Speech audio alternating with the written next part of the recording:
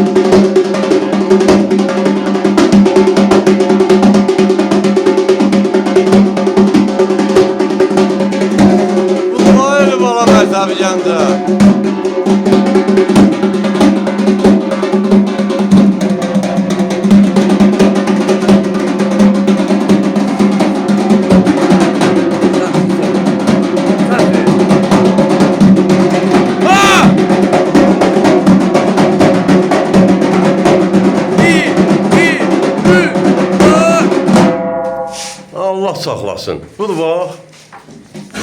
Mən yenə bax deyirəm, mən sözümün üstündə də dururam. Elə bala məktəbi gəndə budur. Maşallah.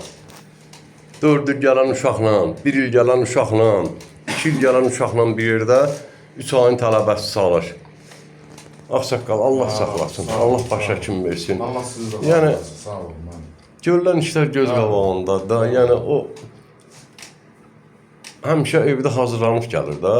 Ev tapşırığı. Amma burada hazırlıq gedir, evdə də məşq edir. yəni əl sistemdədir.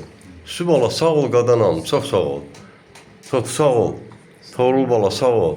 Sübala, sağ ol. Sağ olasın uşaqlar. Eldəniz müəllimi yaşayış yeri, Gəncə şəhəri iş yerimizdə Əməkçilər Mədəni Sarayının qapısı xalqımın balalarının üzünə açıqdır. Biz hazırlıq qəbul eləyək. Nəyi biliriksə də tələbələrlə paylaşaq. Bir yanlı ritmi çala bilərikmi? Buyur.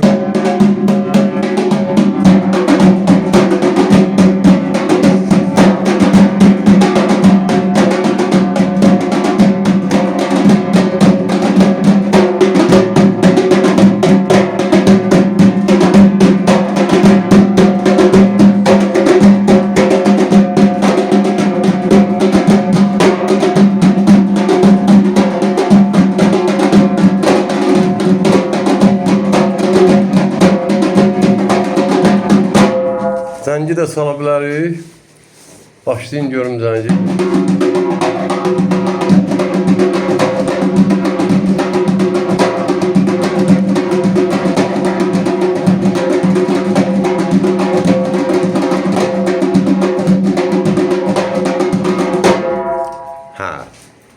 Rəhim bala, xoş gəlibsən. İnşallah o birisi dərsliklərdə hamısında, yəni bunlar da keçiriləcəkdir. Sağ olun uşaqlar.